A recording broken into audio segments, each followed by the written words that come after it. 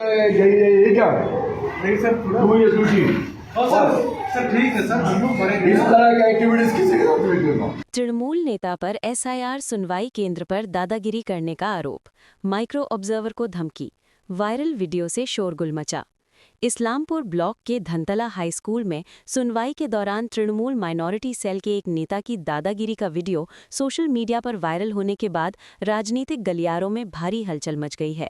पता चला है कि पिछले बुधवार को सरकारी नियमों के मुताबिक इस्लामपुर के धनतला हाई स्कूल में एसआईआर की सुनवाई चल रही थी। आरोप है कि उस समय तृणमूल माइनॉरिटी सेल के उत्तर दिनाजपुर जिलाध्यक्ष जावेद अख्तर वहां पहुंच गए। सोशल मीडिया पर वायरल हुई वीडियो की सच्चाई की जांच न्यूज भारत बांग्ला ने नहीं की है। वायरल वीडियो में दिख रहा है कि नेता वहां ड्यूटी पर तैनात माइक्रो ऑब्जर्वर से बहुत ऊंची आवाज में बात कर रहे हैं और उनके काम में रुकावट डाल रहे हैं। विरोधी खेमे ने वीडियो में उनके व्यवहार को लेकर दादागिरी के आरोप लगाए हैं। घटना के बारे में जावेद अख्तर का दावा है कि वो वहां कोई अन्याय या दादागिरी करने नहीं गए थे। जावेद अख्तर ने कहा वो सुनवाई केंद्र का निरीक्षण करने गए थे। जब वो वहां गए तो उन्होंने देखा कि आम लोगों को बहुत ज्यादा परेशान किया जा रहा था। आम लोगों से कई शिकायतें मिलने के बाद उन्होंने खुद भी आम लोगों को परेशान होते देखें।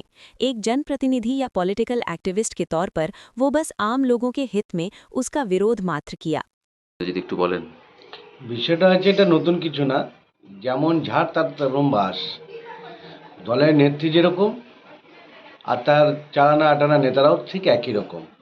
আজকে এসআইআর নিয়ে রাজ্যে যতগুলো গণ্ডগোল হচ্ছে আপনি দেখুন যে লিড কে করছে, হয় তৃণমূলের কোনো নেতা করছে স্থানীয়, আর নাহলে কোনো এই তৃণমূলের বিধায়ক, নির্বাচিত বিধায়ক করছে, মানে যারা সংবিধানের শপথ নিয়ে নিচ্ছে।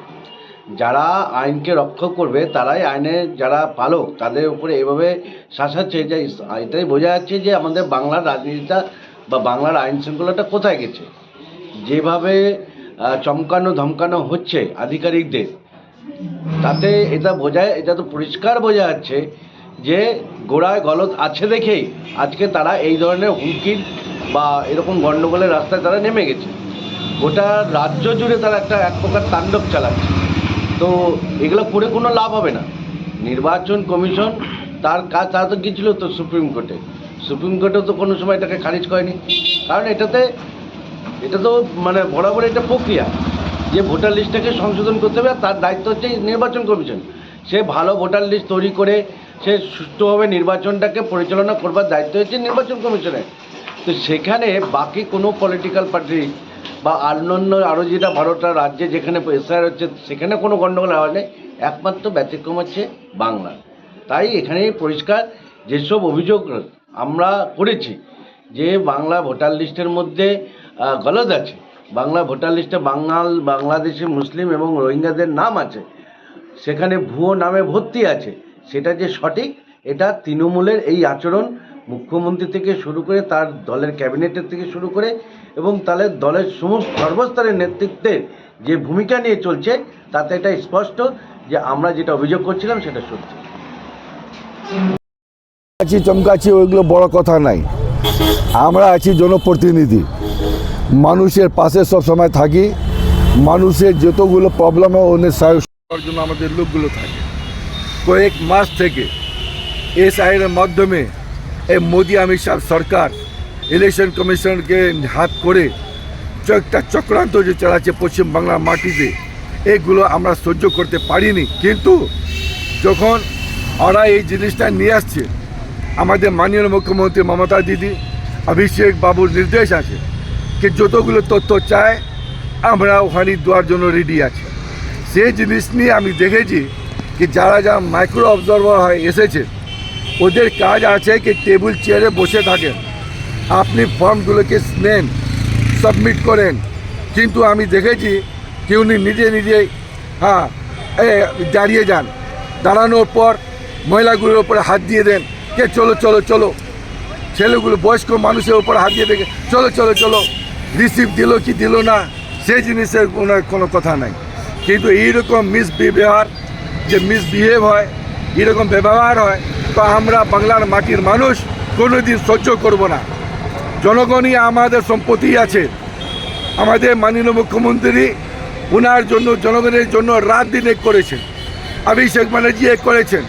আমরা সবাই জনপ্রতিনিধি, ছোট থেকে নিয়ে বড় পর্যন্ত গ্রাম পঞ্চায়েত মেম্বার থেকে নিয়ে জেলা পরিষদ পর্যন্ত, মন্ত্রী থেকে নিয়ে বিধায়ক পর্যন্ত সবাই দিন রাতে মানুষের পাশে দাঁড়িয়ে আছে। দেখেন হাজার হাজার মানুষ সকাল থেকে নিয়ে রাত পর্যন্ত, মাগুলো ছোট ছোট বাচ্চাকে গদি নিয়ে আপনি দেখেন এই রোদ্রের উপরে দাঁড়িয়ে থাকে, শীতের উপরে দাঁড়িয়ে থাকে। তো ওদের ভিতরে দয়া নাই, কিন্তু আমাদের ভিতরে দয়া আছে। ওনার সঙ্গে যদি মিসবিহেভ হয় আমরা এটা সহ্য করব না। ওনাকে যে যে তথ্য লাগে আমরা দেওয়ার জন্য প্রস্তুতি আছি, কিন্তু বাংলার মাটির মানুষ যতগুলো আছে বাংলার মাটিতে 1 ইঞ্চ জমি ছাড়বে না, এটা মোদি আর অমিত শাহ বাবু মাথায় রেখে চলেন। কোন আধিকারিক ছিলেন উনি? কেন বচসা হলো আপনার সঙ্গে? কোন জায়গায় এই ঘটনাটা ঘটেছিল? এটা ধনতলা হাই স্কুলে ক্যাম্প ছিল ক্যাসলওয়ানের, ওখানেই একটা অধিকারী ছিলেন, নাম কি ছিল আমি জানি না। হ্যাঁ, এরা বাইরে থেকে এসেছে, এখানকার পরিবেশ তারা জানে না, বাংলার পরিবেশ জানে না, এর জন্য ওরা চলে আসছেন একটা টার্গেট নিয়ে। কে একটা যে ইনস্ট্রাকশন উনি উপর থেকে পেলেন যে এখান থেকে কিছু নামকে বাদ দিতে হবে, কিন্তু নাগরিকতা এখানেই আছে আমাদের সবার পাশে, এখানকার মানুষ, এখানকার জন্ম সব কিছু আছে। তো ওদের কাছে সব রকমের তথ্যগুলো আছে, তো কীভাবে আপনি নামটা কাটবেন সেই জিনিস নিয়ে ওদের মাথা ঘুরে গেছে, এর জন্য ওরা পাগল হয়ে গেছে।